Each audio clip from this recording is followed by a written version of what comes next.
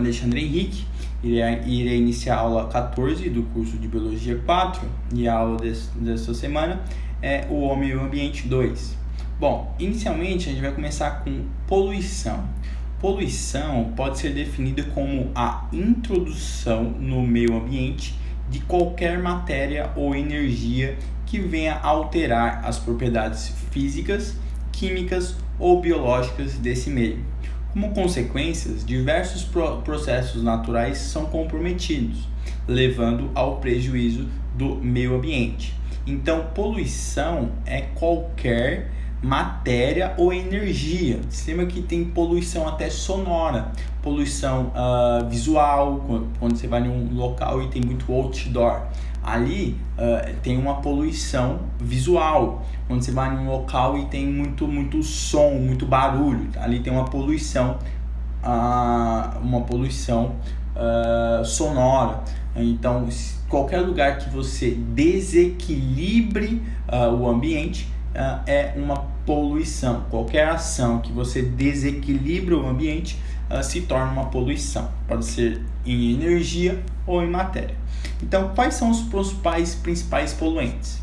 Bom, os poluentes são substâncias inseridas no ambiente natural que possam alterá-los negativamente.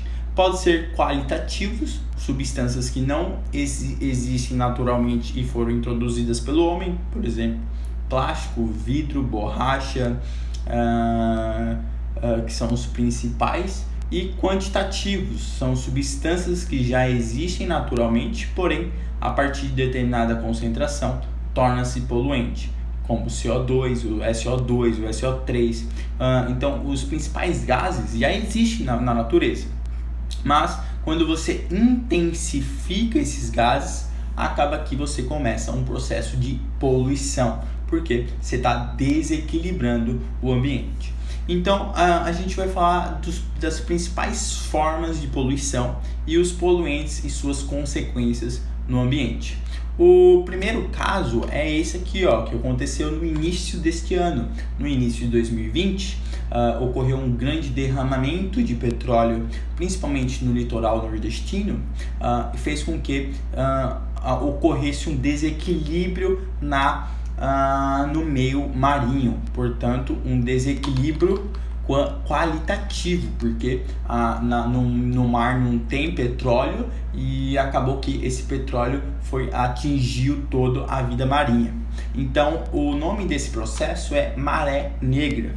O termo usado para designar as grandes manchas de óleo provenientes de desastres com terminais de óleos em navios petroleiros e que por vezes poluem grandes extensões da superfície dos oceanos. O petróleo pode provocar contaminação direta de animais como aves. Não se esqueça que a ave ela tem uma glândula próximo à sua cloaca, em que ela passa o bico e ela mela todas as suas penas, para que consiga entrar na água, pegar um peixe, se alimentar e sair sem a água se conectar com a sua pele, portanto sem a água solubilizar os seus pelos. E isso faz com que a ave não fique pesada. Quando aquela região está com petróleo, quando a ave entra e se mela o petróleo, não se esqueça que o petróleo é apolar, então acaba se ligando a essa glândula suropogiana das aves. Então deixa a ave pesada, ela não consegue voar e acaba morrendo ali naquele local. Então o petróleo pode contaminar os animais como a ave, os peixes se lembra que ele respira engolindo água. Então quando a água está com petróleo, o peixe engole petróleo e esse petróleo acaba ficando nas suas brancas, interferindo no processo de respiração branquial. Nos moluscos também, porque tem respiração branquial. Então o processo de maré vermelha ele pode afetar o ambiente marinho também na produção de oxigênio, porque essa grande pasta que fica na região superficial da água diminui a passagem de luz e consequentemente diminui a taxa de fotossíntese, principalmente das algas, então acaba que diminuindo a concentração de oxigênio na vida marinha e acaba afetando toda a vida marinha, né, com a ausência de oxigênio. Então esse processo é muito perigoso. Uma outra poluição é a chuva ácida. O que é a chuva ácida? A chuva ácida é caracterizada por um pH abaixo de 5,5. Ela é causada por óxidos de enxofre provenientes das impurezas da queima dos combustíveis fósseis e pelo nitrogênio do ar, que se combina com o oxigênio e forma o dióxido de nitrogênio. Com o dióxido de nitrogênio com a água forma o ácido nítrico, e esse ácido também pode interferir na vida tanto vegetal como também no meio urbano. Perceba que nessa imagem aqui está esculturas na Europa, e isso ocorreu pela chuva ácida, porque isso é mármore reagindo com ácido e acaba deformando a escultura. Mas o interessante de falar da chuva ácida é que nunca ocorre nem quem está produzindo esses gases. Quando uma indústria produz o gás, ele é levado por uma região distante. Então muitas vezes os processos que estavam causando a chuva ácida na Europa veio, por exemplo, da Ásia, ou pode vir também da América do Norte. Então esses gases sofrem o processo de deslocamento. Então nunca ocorre a chuva ácida onde está produzindo esses gases ácidos, ok? Esses óxidos ácidos. As chuvas normais tem um pH de aproximadamente 6 a 6,5, portanto quase um pH neutro, que é leve. Então 6 a 6,5 é levemente ácido. Essa acidez é natural e é causada pela dissociação do dióxido de carbono em água, formando ácido carbônico. Ok, uma possível reação da forma da chuva ácida é essa. Aqui dá um enxofre, mais o oxigênio forma o óxido de enxofre. O óxido de enxofre mais o oxigênio forma o SO3. O SO3 mais a água forma o ácido sulfúrico. Então o sulfúrico é tudo sulfúrico isso aí. Pega o sulfato mais oxigênio, forma o óxido sulfúrico e depois forma o ácido sulfúrico. Então as chuvas ácidas, quais são as principais consequências?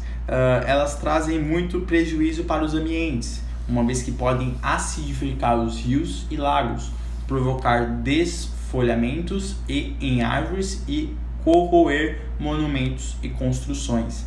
Então ela pode acidificar o solo, pode acidificar os rios. Portanto, se acidifica os rios, acaba alterando o pH de um lago, de um rio, acaba matando todos os animais que são sensíveis a pH, principalmente as algas, porque você não pode esquecer que todos os animais são constituídos na maior parte por proteína, e as enzimas são alteradas com a alteração do pH. Portanto, as suas catálise de reações químicas podem ser alteradas justamente pela alteração do pH. Então a chuva ácida traz todos esses prejuízos para a natureza, para o solo, para também as construções e os monumentos, principalmente das regiões como a Europa, como também regiões que têm uma grande preocupação com sua vida vegetal. Bom, um outro processo que ocorre com o aumento de gases poluentes é um fenômeno chamado inversão térmica. Você sabe que a convecção térmica da física faz com que os gases quentes eles dilatem e eles subam, e os gases frios eles contraem e eles aumentam sua densidade e eles descem. Então, quando o gás esquenta, o seu volume aumenta, ele diminui a sua densidade, faz com que ele suba. E os gases frios faz com que ele contraia, portanto o volume diminui, ele tem sua densidade aumentada e eles caem, eles descem. Isso aqui é o fluxo de convecção. Mas quando ocorre a inversão térmica, fica um ar quente no meio de dois ar frios. Então a região que fica mais embaixo ocorre um acúmulo de gases poluentes. E esse acúmulo altera totalmente a respiração das pessoas que estão naquele ambiente. Ocorre muito inversão térmica justamente no inverno, que é quando o ar frio está aqui e acaba que o ar quente fica na metade, então ele não deixa que esse ar frio suba e ocorra o processo de convecção. Então o ar com poluente fica próximo à terra mesmo, próximo a onde estão as pessoas. Então é um fenômeno meteorológico que ocorre principalmente em metrópoles e principais centros urbanos. As radiações solares aquecem o solo e o calor fica retido no mesmo, irradia-se, aquecendo as camadas mais baixas da atmosfera. Essas camadas que já estão quentes ficam menos densas e tendem a subir, formando correntes de convecção do ar. Os poluentes, por ser mais quentes que o ar, portanto menos densos, sobem e irão dispersar-se nas camadas mais altas da atmosfera. Esse é um fenômeno normal, mas quando duas massas de ar diferentes, ar quente, passa sobre o ar frio, ficando assim acima dele, forma-se uma capa que não deixa que os gases poluentes e tóxicos passem para as camadas mais altas da atmosfera. A isso se dá o nome de inversão térmica. Assim, esses gases não se dispersam na atmosfera, criando uma névoa sobre a cidade. Uma névoa é composta de gases tóxicos e poluentes, que são prejudiciais à saúde. Onde ocorreu essa imagem? Essa imagem é da China. A China, todos os seus invernos, ocorre o processo de inversão térmica e as pessoas não podem sair de casa, o ar fica nebuloso, o ar fica cheio de gases tóxicos, podendo acarretar prejuízos na saúde, principalmente com câncer de pulmão, com ausência de ar limpo. Então, a principal remediação é justamente o processo de criar mais coberturas vegetais no centro urbano, não deixar que forme ilhas de calor. Então, tudo isso ocorre com o processo, contra a remediação do processo de inversão térmica. Ok? Vamos para um outro processo, que é o processo de efeito estufa e o aquecimento global. Jamais esqueça que o efeito estufa é um processo natural e necessário que aconteça quando uma parcela dos raios infravermelhos solares refletido pela superfície terrestre é absorvido por determinados gases presentes na atmosfera. Como consequência disso, a temperatura da Terra permanece maior do que seria na ausência desses gases. O efeito estufa, dentro de uma determinada faixa, é de vital importância, pois sem ele a vida como a conhecemos não poderia existir. Então o efeito estufa ocorre naturalmente. Não se esqueça que os vulcões, quando estão ativos, eles liberam muitos gases estufa, e esses gases estufa são fundamental para que a temperatura média da Terra seja em torno de 27 graus, de 25 a 27 graus. Então é fundamental o efeito estufa para a sobrevivência do humano, mas tudo o que é excessivo, segundo o próprio Aristóteles, acaba sendo ruim para a vida humana. Então tudo em excesso acaba prejudicando a vida humana. Então quando a gente aumenta quando a gente aumenta a quantidade de gases e estufas, a gente está acabando, a gente está aumentando cada vez mais a absorção de radiações infravermelho na superfície terrestre.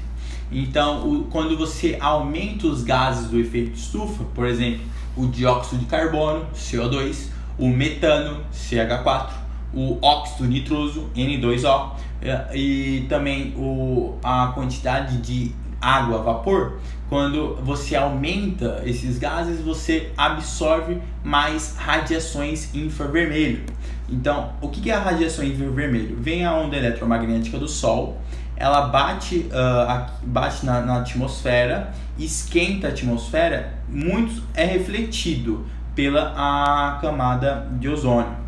Mas a que passa é refletida pelos gases estufas e acaba voltando na forma de infravermelho.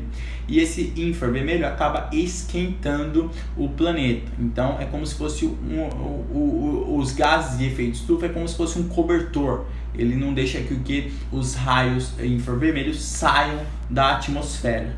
Então, quando você aumenta os gases, você acaba colocando mais cobertor em cima de você, que faz com que você aumente a sua temperatura média. Então, com o excesso de gases de efeito estufa, principalmente com a queima de petróleo, o maior processo de desmatamento, com a crescente pecuária para a produção de metano, e com as indústrias em si produzem muito CO2 e muito óxido nitroso, que são grandes gases de efeito estufa. Então, o que é o aquecimento global? O aquecimento global é o aumento da temperatura da Terra, que pode ser catastrófico, na medida que irá provocar alterações na incidência de fenômenos climáticos, tais como secas e estiagens, tempestades, furacões e ciclones, descongelamentos das calotas polares e, consequentemente, aumento dos níveis do mar, aumento dos níveis dos oceanos. Então, apesar de algumas ideias divergirem nesse ponto, é inegável que há uma relação direta entre a emissão de CO2 e o aquecimento global. Hoje, a maior parte do CO2 emitido para a atmosfera provém da queima de combustíveis fósseis e das queimas das florestas, especificamente as tropicais. Então, um fator muito importante de falar sobre o aquecimento global ou as emergências climáticas, de acordo com a ONU 2020, é justamente que quando você vai descongelando as calotas polares, você percebe que as calotas polares elas são brancas. Então todo material branco tem uma grande capacidade de reflexão dos raios ultravioletas, dos raios provindos do Sol. Quando você vai descongelando essas calotas, você acaba que vai diminuindo essa reflexão dos raios incidentes no planeta. Pode chegar um ponto que não tenha mais capacidade de reflexão por justamente descongelamento das calotas. E seria um processo que não seria mais reversível, seria um processo só de ida se chegar a um ponto de descongelamento das calotas polares. Então, é muito preocupante o processo das emergências climáticas, e um dos principais fatores é justamente esse aumento dos gases de efeito estufa. Bom, vamos para um outro processo que é a eutrofização. O que é a eutrofização? Eu falei na aula anterior que quando ocorre o processo de erosão, lixiviação e assoreamento, você aumenta a quantidade de materiais no leito do rio. E esses materiais podem ser nutrientes e fertilizantes. Então, a eutrofização é o fenômeno causado pelo aumento exagerado das concentrações de nutrientes e fertilizantes nas águas, provenientes de esgotos, indústrias e lavouras, provocando a proliferação exagerada de organismos aquáticos aeróbicos. Este aumento exagerado faz com que o consumo de oxigênio aumente e a concentração deste gás diminua dentro da água, matando os organismos por asfixia. Então, quando você tem uma grande concentração de nutrientes inorgânicos, acaba que as algas se reproduzem rapidamente. Então, elas criam um banco, elas criam como se fosse uma região eutrofizada que não permite a passagem de luz para as regiões mais profundas. Quando isso ocorre, as regiões mais profundas que tinha todo o seu processo de fotossíntese e produção de oxigênio acaba sofrendo a ausência de luz, portanto não faz a fotossíntese. Então esses organismos morrem. Mas a água tem uma concentração de oxigênio. Quando esses organismos que estão se proliferando rapidamente na região superior estão produzindo mais fotossíntese, portanto estão reproduzindo cada vez mais, eles também estão produzindo muito matéria orgânica e estão consumindo o oxigênio do ambiente. Chega um momento em que eles estão tão grande que não tem mais oxigênio para eles consumirem a sua própria matéria orgânica. Então ocorre um déficit de oxigênio. Esse déficit de oxigênio acaba matando toda a vida marinha. E com a morte da vida marinha vem os organismos anaeróbicos. E os organismos anaeróbicos eles conseguem degradar a matéria orgânica com a ausência de oxigênio e formando ácidos de enxofre, que é um ácido muito fedido. Então, quando ocorre o processo de eutrofização, acaba deixando o lago morto, não tem mais vida marinha porque acabou o oxigênio, e ali só está presente as bactérias anaeróbicas, os seres vivos anaeróbicos produzindo muito enxofre, por isso que é uma região bastante fedida. Grandes rios, principalmente o Rio Pinheiros, o Rio Tietê, sofrem o processo de eutrofização porque todo o saneamento, todo o esgoto provindo da cidade de São Paulo foi jogado principalmente no Rio Tietê e no Rio Pinheiros. Então aumentou a matéria orgânica, aumentou a matéria inorgânica e, portanto, a concentração de nutrientes, fez com que ocorresse o processo de eutrofização. Então é fundamental que, para que não ocorra a remediação, para não ocorrer a eutrofização, é justamente não deixar que a água ou nem os esgotos cheguem até o rio, para não aumentar a concentração de nutrientes, portanto não aumentar a concentração das algas e assim diminuir a concentração de oxigênio naquele ambiente. Bom, vamos para o processo agora de magnificação trófica ou biomagnificação. O que é isso? Alguns produtos, por não serem biodegradáveis, permanecem no ecossistema e entram nas cadeias alimentares, passando por produtores aos consumidores de diversos níveis.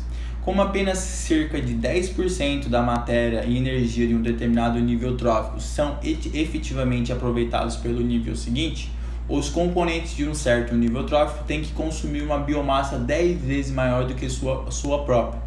Assim, produtos tóxicos não biodegradáveis como o DDT e o mercúrio vão passando do ambiente para os produtores, vão passando do ambiente para os produtores e desses para os consumidores, sempre numa concentração acumulativa e crescente, atingindo a sua máxima concentração nos últimos níveis dos consumidores.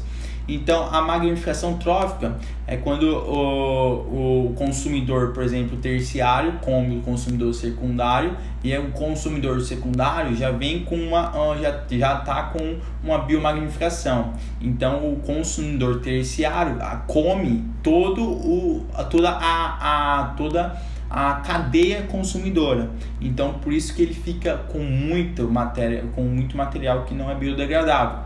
Por exemplo, se você come um peixe, se aquele peixe comeu outros peixes que tinham mercúrio, você acaba que come muito mais mercúrio que ele, e esses produtos tóxicos não são metabolizados pelo seu organismo, portanto ele é acumulado. Então isso que é a magnificação trófica, é um acúmulo de matéria orgânica, ok? Vamos agora para o branqueamento dos corais. Eu falei para vocês que com o acúmulo de gases de efeito estufa, principalmente CO2, esse CO2 ele tende a sofrer um processo de reação com a água e forma o ácido carbônico. O ácido carbônico é um ácido que ele é instável e ele se quebra em carbonato e H+. E quando você aumenta a concentração de H+ no ar, você diminui o pH. Então, quando você diminui o pH, todos os organismos sensíveis a pH acabam morrendo. E os principais organismos sensíveis à diminuição do pH são justamente as algas.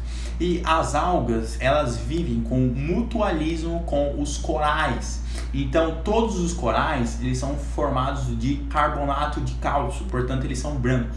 Mas as cores deles só existem justamente porque existe um mutualismo com as algas. As algas fornecem matéria orgânica e oxigênio para os corais, e os corais, que é um filho dos quinidários, fornece justamente um abrigo, uma região segura para a sua sobrevivência. Então, com também esse abrigo, vivem muitos animais ali, portanto, acabam morrendo animais, sofrem o processo de decomposição, e essas algas conseguem seus materiais inorgânicos para a sobrevivência. Então, quando você diminui o pH de um mar, você acaba matando só as algas. Quando você mata as algas, você acaba que você deixa o coral nele liso, então ele sofre um processo de branqueamento, porque ocorre a perda das zooxantelas, que é visível, pois elas são responsáveis pela coloração dos corais, e sua perda leva os corais a ficarem brancos. Se a temperatura não diminui e os corais não restabelecem suas estruturas com as zooxantelas, eles morrem. Afinal da conta, eles precisam das algas para a sua sobrevivência. Então, quando você mata as algas com diminuição do pH, você acaba matando também os corais. Isso está ocorrendo nos grandes corais da Oceania. E um recente levantamento aéreo feito na Grande Barreira de Corais da Austrália, que é a Oceania, indicou que 93% de sua porção nordeste está branqueada. Esse estudo foi conduzido por pesquisadores da RSI, da Universidade James Cook Griffith, da Austrália. Depois de achar de nível sem precedentes de branqueamento em estudos extensivos submarinos, eles conduziram o levantamento aéreo resultante desses dados alarmantes. Medidas para tentar parar ou reduzir o branqueamento são aquelas que conhecemos para mitigar as mudanças climáticas. Parar ou reduzir a queima de combustíveis fósseis e usar alternativas de energia limpa. Medidas que devem ser tomadas com responsabilidade por todo o planeta. Terry, que conduziu os estudos, disse que é cedo para determinar quantos corais vão morrer, mas julgando a partir do nível extremo observado, ele acredita que pelo menos metade desses corais devem morrer no próximo mês ou mais. É um problema sério que deve ser solucionado o mais rápido possível. Afinal das contas, o grande produtor, o grande pulmão do mundo é as algas. Bom, aqui está o processo de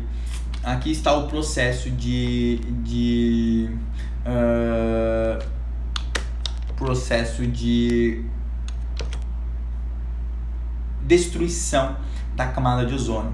Na década de 1980, os CFCs eram muito utilizados para a refrigeração das indústrias e de ar-condicionados e de carros. E percebeu que quando esses CFCs, que são cloros, são justamente os elementos mais eletronegativos da tabela periódica, eles eram emitidos para a atmosfera, esses gases acabavam reagindo com a incidência de radiações eletromagnéticas, acabavam se quebrando e eliminavam radicais livres com bastante teor de eletronegatividade. E esses elementos, os CFCs, acabavam reagindo com o ozônio e quebravam o ozônio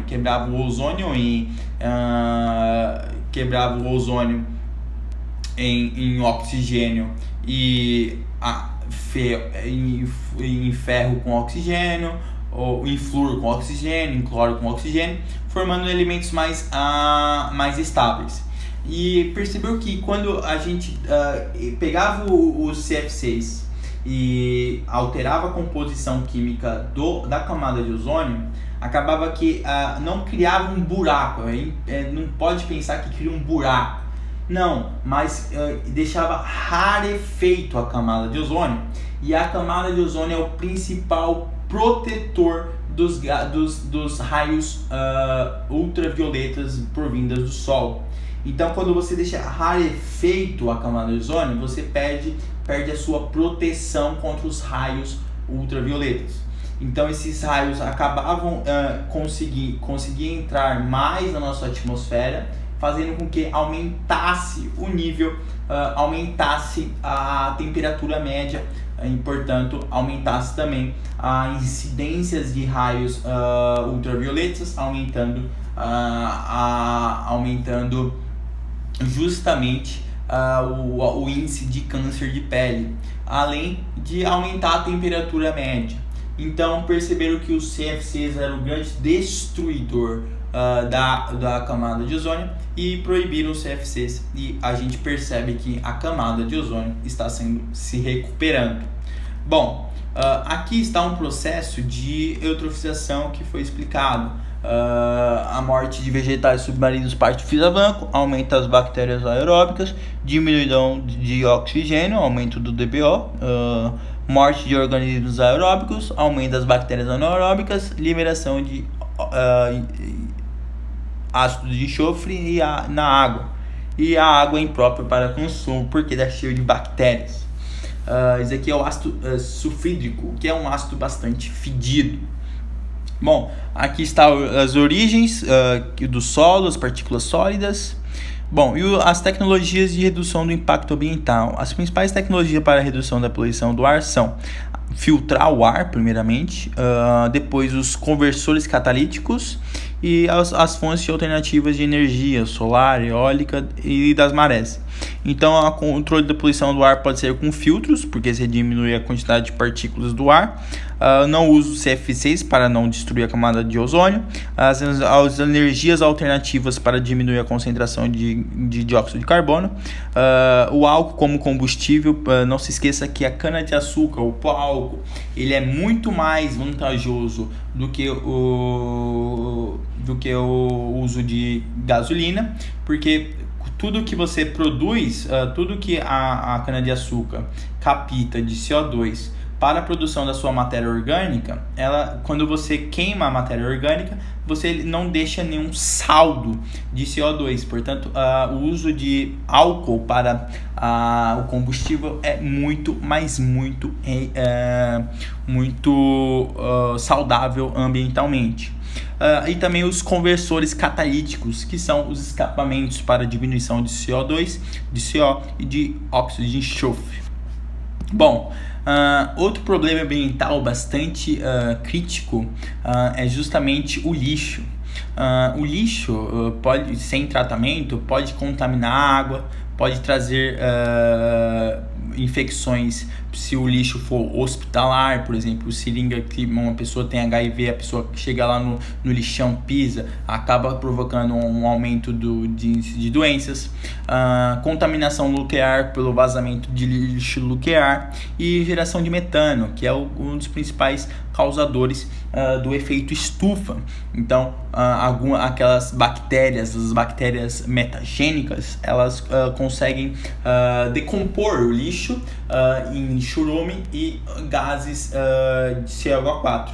Então, aqui estão os problemas do lixo. Os lixões a céu aberto, que no Brasil tem muitos, produz muito metano, é um grande local, um grande vetor, um grande local, um ambiente fértil para a propagação de doenças. Por exemplo, ali ocorre a proliferação de ratos, trazendo a leptospirose. Acaba ocorrendo depósitos de água, que ali é um local que pode ser prolífero para mosquitos da dengue, malária, chikungunya, zika, o mosquito da filariose. Então o lixão é um grande habitat para os parasitoides. Então essas regiões também podem ter pessoas ali para pegar os lixos e fazer a reciclação, e essas pessoas acabam se contaminando com esse lixo. Um outro processo que aumenta o lixo é quando você também não tem uma coleta seletiva dos lixos, não tem um saneamento básico de qualidade, o que faz com que todo esse lixo vá para a vida marinha. E aí a gente está falando da poluição marinha justamente com os plásticos, em que os animais acabam ingerindo esse plástico. Afinal das contas, os animais se alimentam de algas e a percepção dos plásticos com algas é muito parecido, o que faz com que esses animais acabam se alimentando de plásticos e acabam morrendo. Então a poluição tanto terrestre como também a poluição marinha é um fator que vem alarmando muito a ONU principalmente. Então um dos fatores que diminui o processo de lixões é o processo de formação de aterros sanitários. O que é um aterro sanitário? Bom, você cria um buraco, e esse buraco você coloca uma lona de um material bastante de alta densidade, uma manta, para que o chorume não consiga chegar até o lençol freático.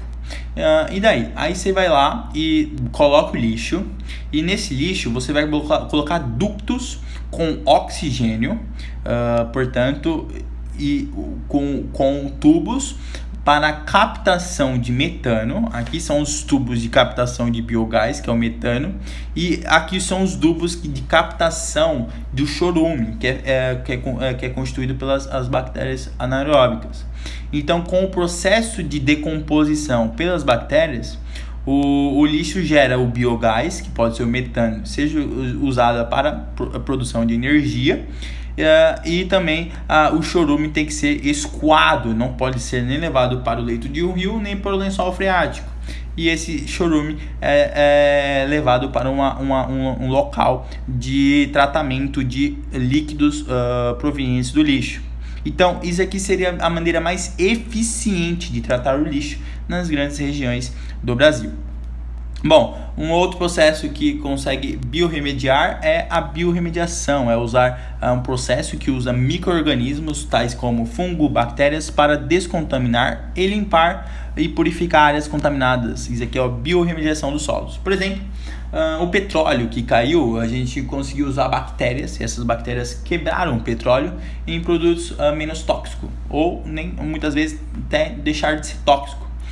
Então, a biorremediação é o uso de micro-organismos. E aqui do lado é a fitodegradação. É quando você usa fito, é planta. Então, quando você usa a planta para remediar o local. Então, você também consegue usar a fitorremediação ou a biorremediação. Aqui está as técnicas de controle de poluição do solo de água, técnica de hidroportenia, tratamento de esgoto e do lixo, utilização de adubos orgânicos e rotação de culturas. Bom, a aula de hoje foi isso. A próxima aula vai ser justamente para fazer os exercícios. Então deixa o like, compartilha e até a próxima aula. Tchau, tchau!